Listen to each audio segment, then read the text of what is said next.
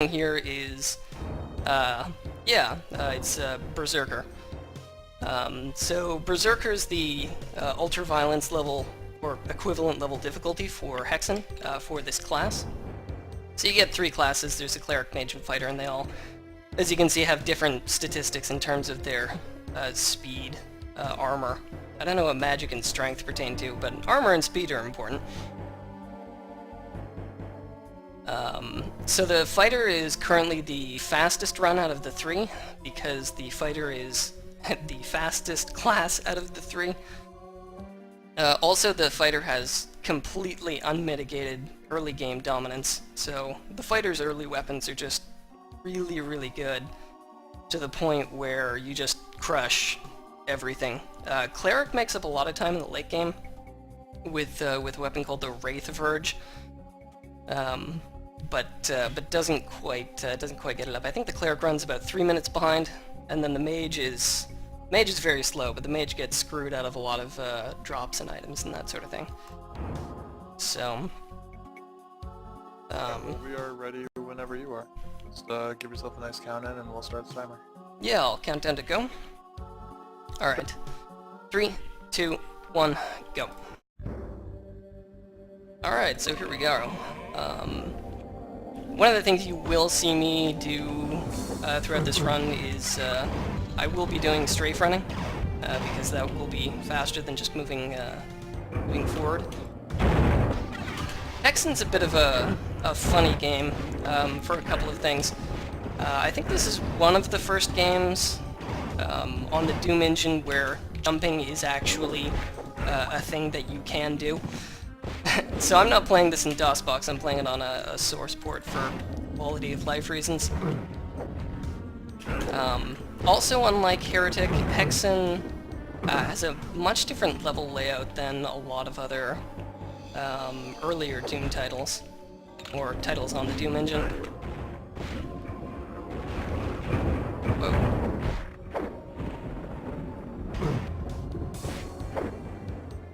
So, first thing I have to do in this level is just ring this bell, and that's what's going to get us out of this level, which is called Winnowing Hall.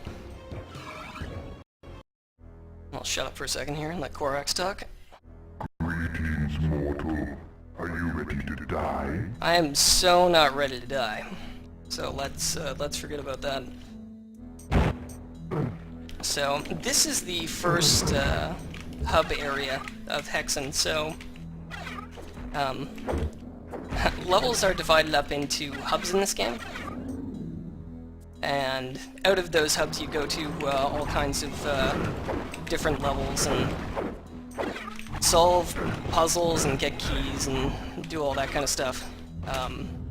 And then when you're done solving like a lot of the puzzles and done getting all the keys and that kind of thing, you come back to the hub and either fight like a boss or just move on to the next hub, that sort of thing. Alright, so this is the second of the 4 weapons I'm going to get. It's Timon's Axe. So, you know, everybody start singing Hakuna Matata as I crush faces with it.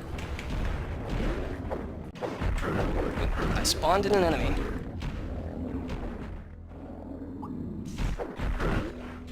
So the 7 portals is actually winds up being one of the shorter hub maps in the run. So you'll see that puzzle, it's like, or that message, 1/3 of the puzzle is solved on the 7 portals. Yeah, I'm not going to be solving all of the thirds of the puzzles in this area. I don't really care about that stuff.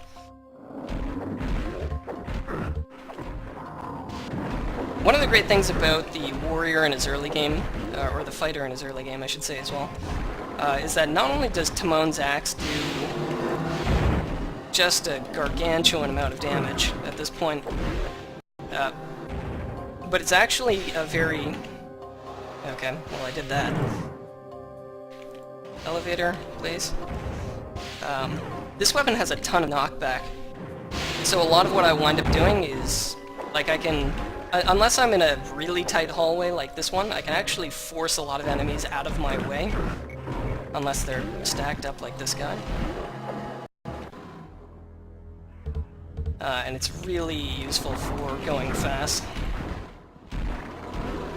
So one of the other things over Doom that carries over with, or that carries over from Heretic from this game is that you actually have an inventory system with lots of really useful items.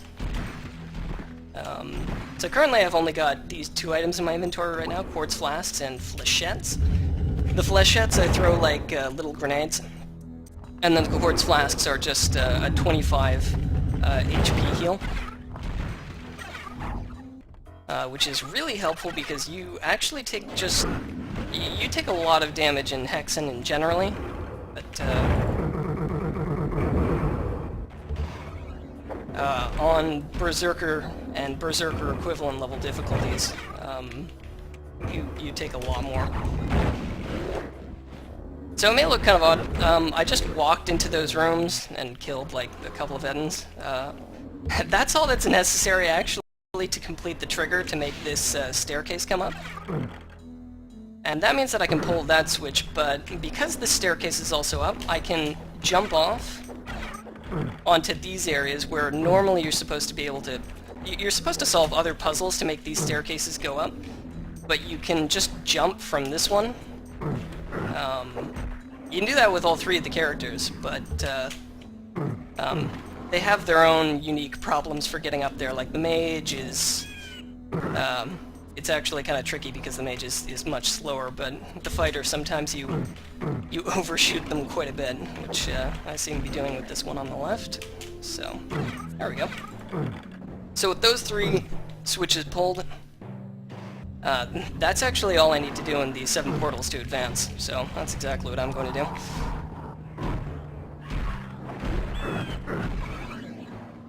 Alright, very important that I pick up this segment of quietus right here. That's just plot, so who cares? My servants can smell your blood, human.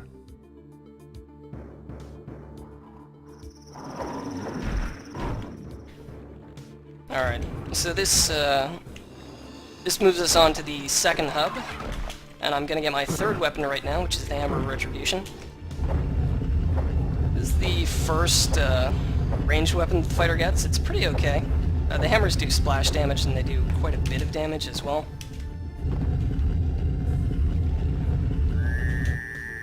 There we go.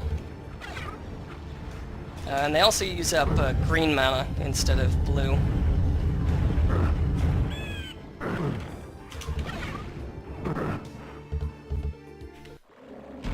It will be hammer time later, Dr. Swatto.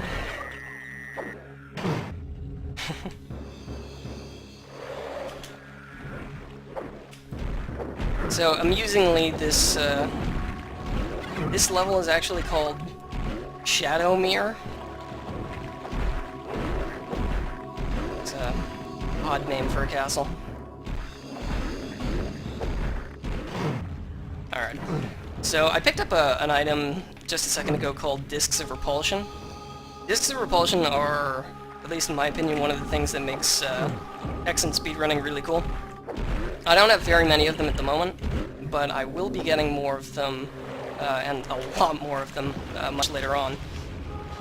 So basically anything that is close to you in the game when you use a Disc of Repulsion will get violently thrown away.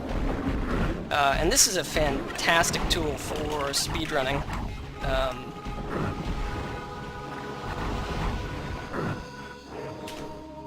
Because you can get a lot of things out of your way. Also, if you throw something into a wall hard enough, it will actually do damage and potentially kill them. So this room I'm supposed to have a key to get into, but you can actually just jump in the window. Jumping in windows and that sort of thing in Hexen, and also jumping on top of other objects is quite tricky. And I'll explain that a little bit later, but right now I have to talk about the worst room in the game. So this room starts off with this trap thing and then reorganizes itself. So, yeah. So every time you run down one of these one of these pathways, if you run down the wrong pathway, the game teleports you back to where you started if you pick the wrong one. Now, which one is correct is selected randomly, and it randomly changes every time you get it wrong. So trying to figure out which one of those paths you're supposed to run down is it's a whole lot of fun. Sometimes you get lucky in runs and run down the correct path immediately, which is pretty cool. Whoa! Okay, these stalkers are lively. Another thing to note in Hexen is that this game has fall damage, so I need to be a little bit careful on this cliffside, particularly as the fighter, because it just moves so damn fast. But if I fall here, it will mean death.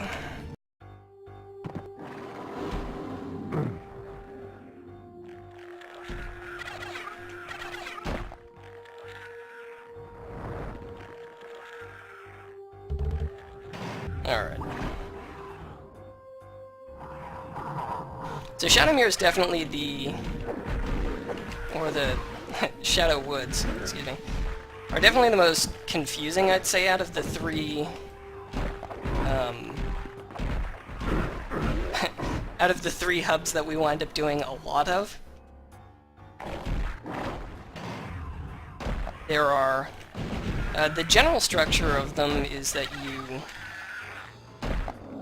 Alright, now it's hammer time. Is that there's a key for every area, and there are 2 puzzle pieces in each side level.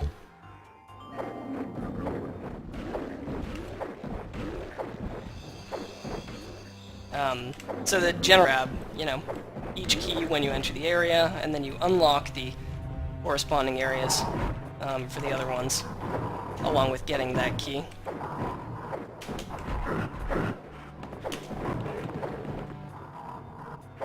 So I have to be kind of careful not to hit these centaurs with a projectile when they have their shield up, because it does actually reflect.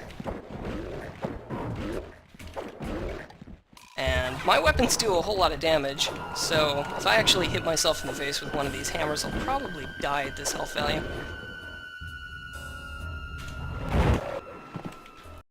So, Hexen is also kind of a confusing game in some ways. Because there's a lot of hidden switches and triggers. So what I was actually doing back there when I was beating on all of those Ettins, the 2-headed dudes with clubs. Open the door, please. It's a sneaky switch hidden back here. So I was beating up all of those Ettins because they were associated with a trigger for the area with all the centaurs to open up, and then the centaurs were required to open up that area with the swampy castle. Or, well, I don't know if you call it a castle, but there it is.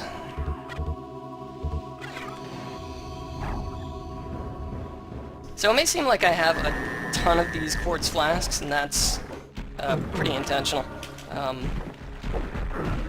You get a great opportunity to stock up on them very early, but you don't get that many of them in the late game.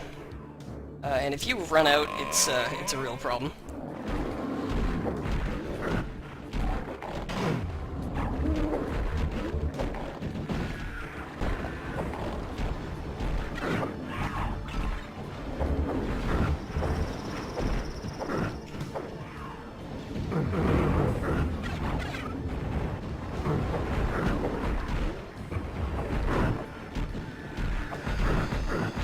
This guy does not want to leave.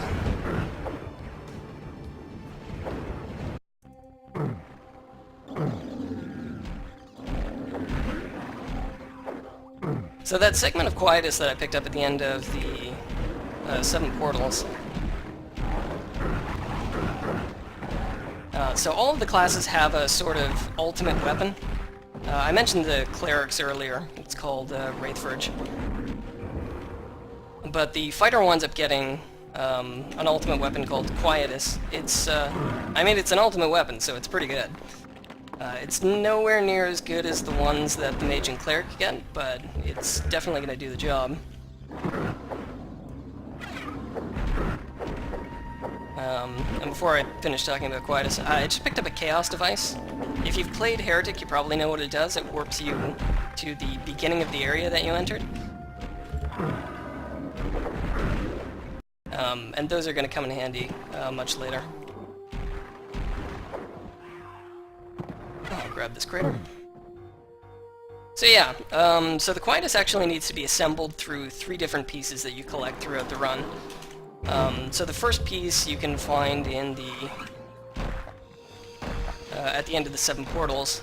The second piece will be coming up at the end of the Shadowwood.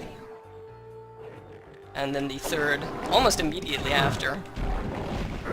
And then we get to start going to town. I'm stuck on the staircase.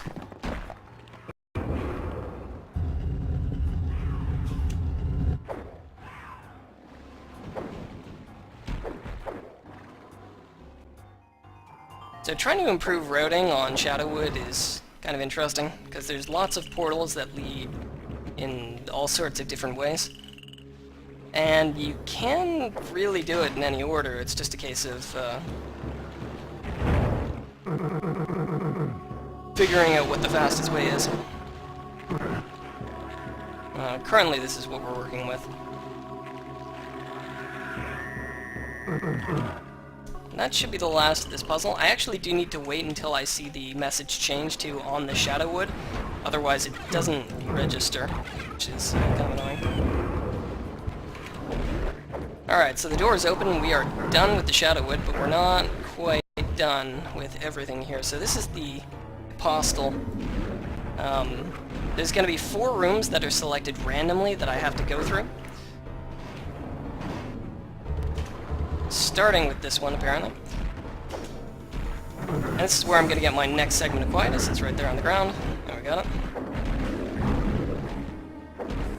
Alright. And this one.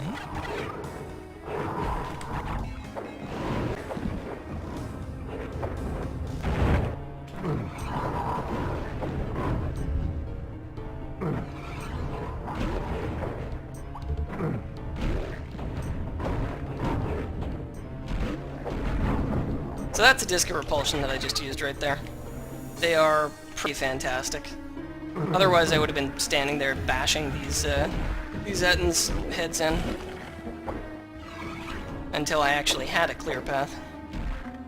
This room has a cool trick, and I'm hoping I get it on the first try, because I'm not going to give it another shot. I did not. So you can see the pillars up there are really close together at the top when they're fully up.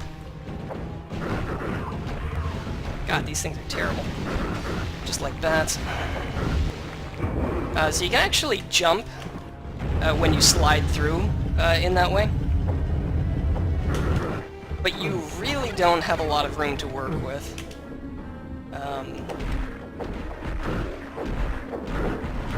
Okay, let's move these guys. Alright, this will take us right to our first boss fight here. The Death Wyvern. So I just need to pick up these Wings of Wrath, which allow me to fly. And the Death Wyvern can't shoot behind itself, so, you know, easy boss fight. Amusing fact, the Death Wyvern is almost so good at death, sometimes it just kills itself before you get into the room. Which is pretty cool for speedrunning, but kind of random. And I may yet be merciful. Then again, maybe not. Alright, so this is the Heresiarch Seminary. This is going to be the shortest hub in the run, because most of it is actually skipped.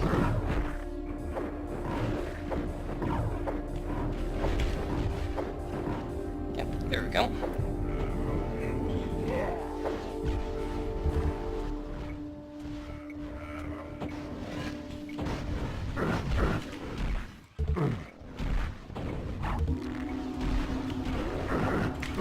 So I'm going to be playing the lottery right here. Whenever you run behind... Ooh, and I won a jackpot.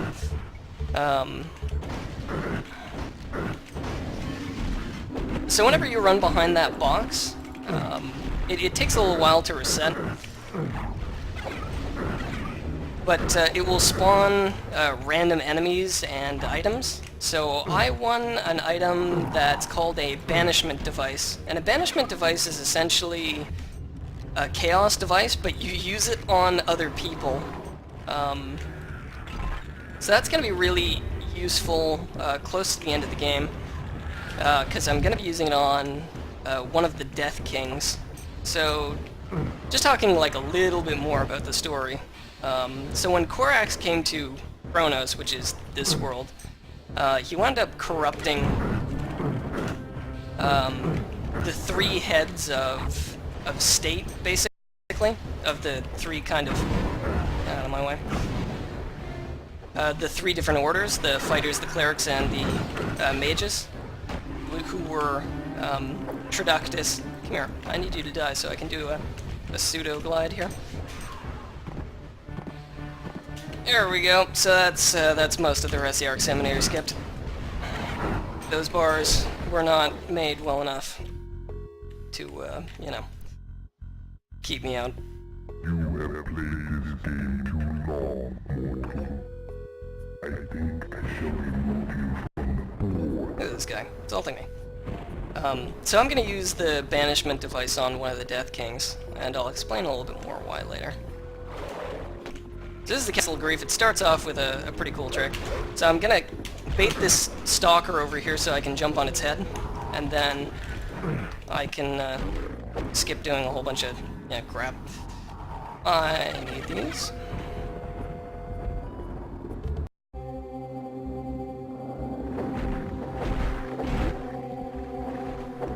So, jumping on the heads of enemies in this game is actually really tricky.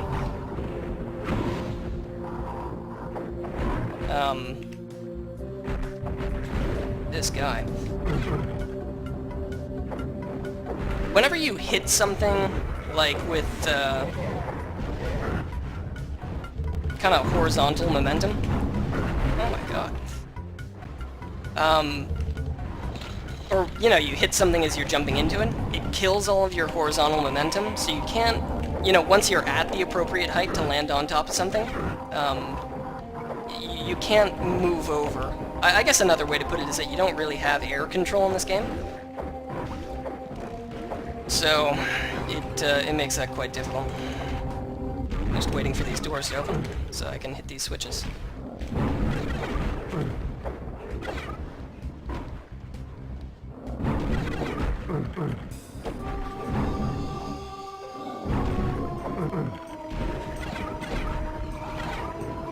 So I do have Quietus assembled at this point, but it is quite a power-hungry little bugger. So you'll notice that I used 2 mana for hitting something with Timon's Axe, and just blue mana. By the way, that's the first Chaos device I'm using right there. But Quietus uses 14 of blue and green.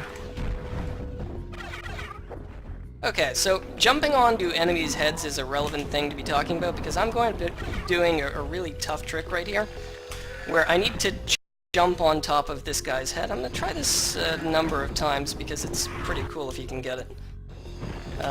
So you jump on top of him, hit the switch, and then you have to position yourself in such a way that the Afrit flies directly up.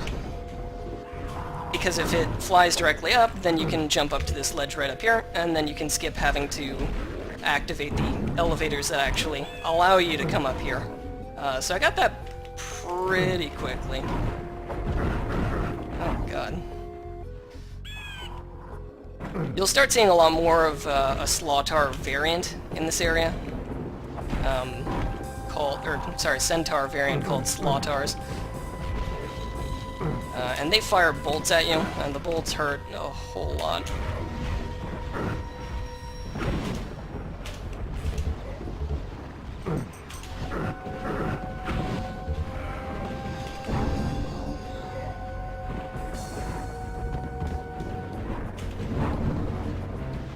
Those discs of repulsion, though.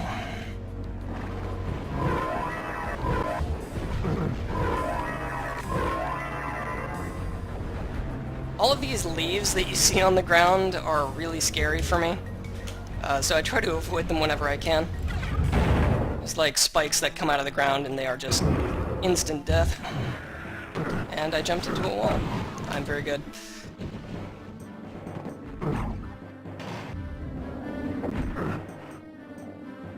So this is sort of the second half of this hub. It's the interior of the Castle of Grief.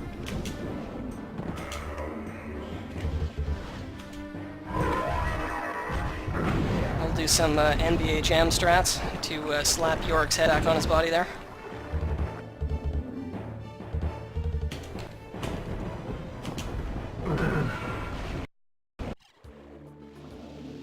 Oh, this jerk.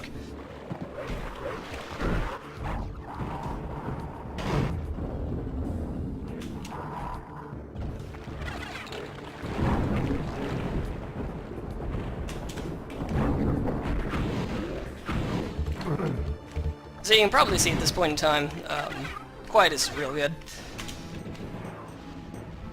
It is Gibbs City in here.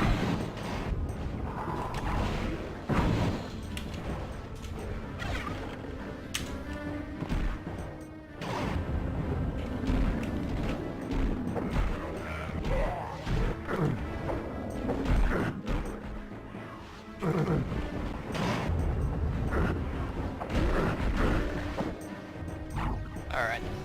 So my health resources are actually pretty darn good at this point. Another skip I'm going to be doing right here, so I'm going to stand on these half-height barrels, which is really easy to get onto. And then I'm going to jump on this Eden's head so that I can jump up onto this platform. And then that allows me to skip most of this level. You can jump on top of Eden's heads just from the ground, but it is a lot harder, so it's going to be quicker or more consistent just to do it from the barrel there.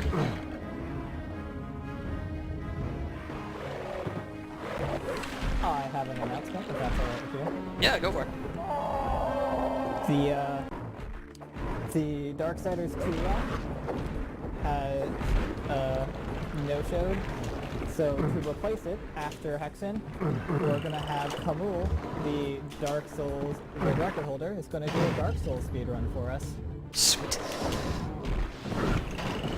So everyone get hyped for that.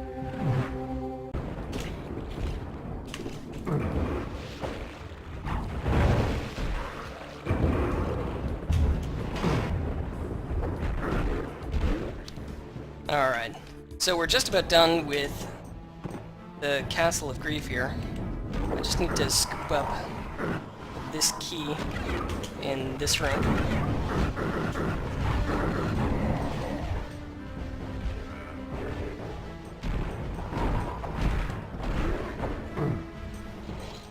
Alright, so this is kind of a... What? Did I seriously, like, run through that room and not pick up the axe key? Okay. Now I have the axe key. Oh my. This is a bit of an odd boss fight. You start out by having to fight a bunch of different enemy types, starting with these Afrits. This guy is in the most wrong place he could ever be, because I actually need to be up there. So after you've killed all the Afrits, these Chaos Serpents spawn, and I stand in a particular place such that one of them won't spawn in. Normally you have to kill one, and then these rooms with the Dark Bishops will open up. But if you just despawn that one, then... then the rooms just open up right away. Okay, so this is the Heresiarch. I'm going to try and do the quick heal here.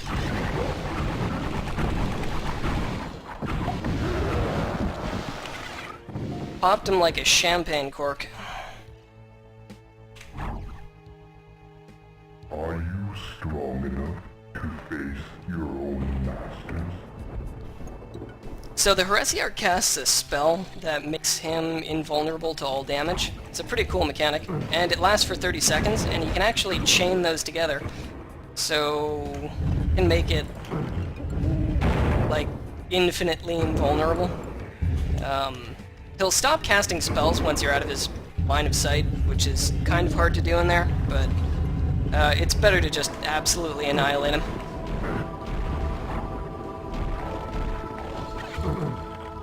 Alright. So now we're going to be challenging the Death Kings. So the first one up is Traductus, who is the cleric. Oh god. Bishops. At this point in time in the game, you're also going to see me start to really burn through like resources that I have, because the end game is really where it's going to come in handy. Okay, so I'm going to try and banish this guy, and it worked. So I used a banishment device on Traductus, and it teleported him somewhere. I don't know where.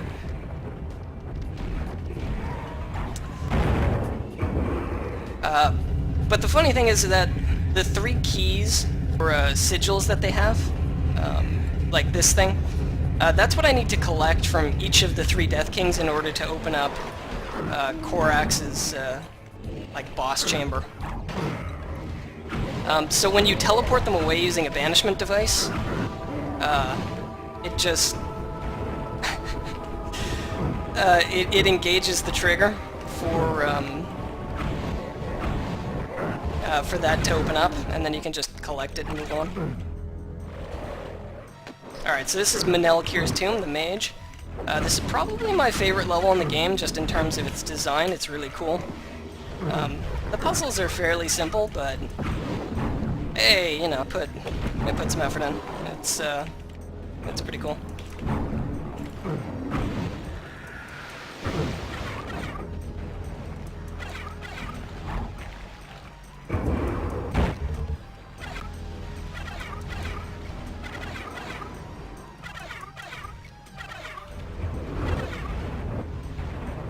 That should be most of this stuff.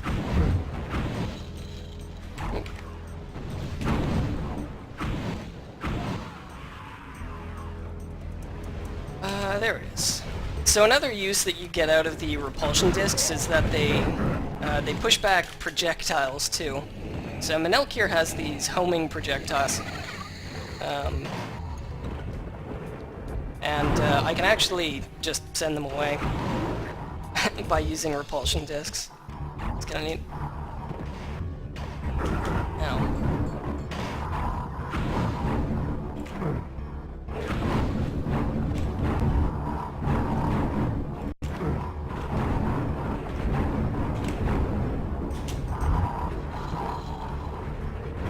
This is an item we haven't seen nearly enough of in the run. It's called the Porculator, and it turns things into pigs.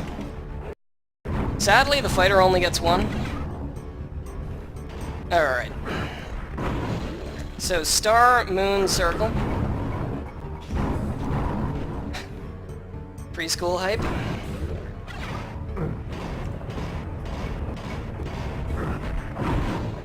Hey, it worked first try.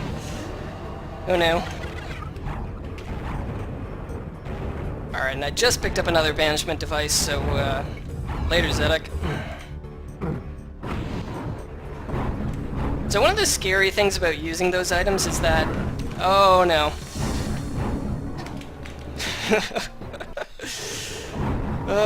Just as I was saying.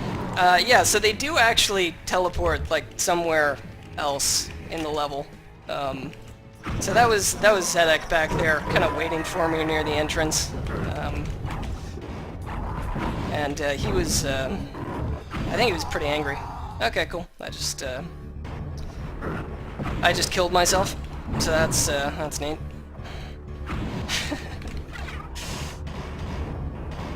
Was it Star Moon Circle? Okay, it didn't work this time, but I have an idea. So instead of putting in Star Moon Circle, we'll put in Star Moon Circle. Ah, you see. That was my problem. I put in Star Moon Circle and not Star Moon Circle. But you know, these kinds of mistakes happen in marathon runs, so what can you do? Oh dear. I should note, I've made the 3 Death Kings kind of look like pushovers, but all 3 of them will essentially one-shot you in this difficulty if given half the chance. So they are not to be taken lightly.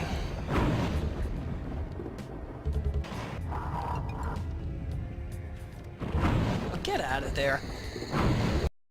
This guy. Okay, so this is Korax. Time is going to be coming up. It'll be when I go through the next red teleporter. And it'll be after a couple of phases here. So the first phase of Korax is you just hit him a bunch and then he teleports away. The second phase of the Korax fight is just Gibbs everywhere.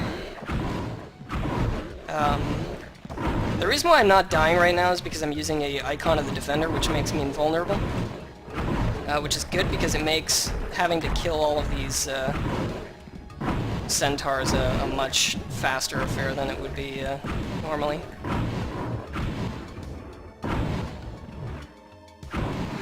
Alright.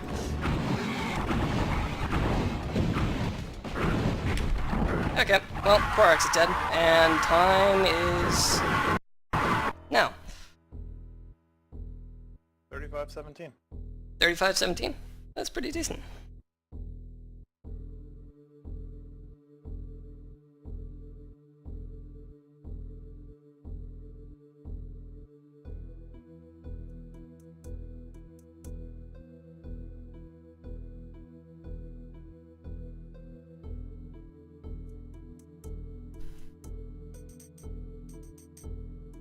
Well, thank you so much for the run, Hidden Distance. Yep. Well, you know what they say, there are other players mightier than you, and who can know their next moves?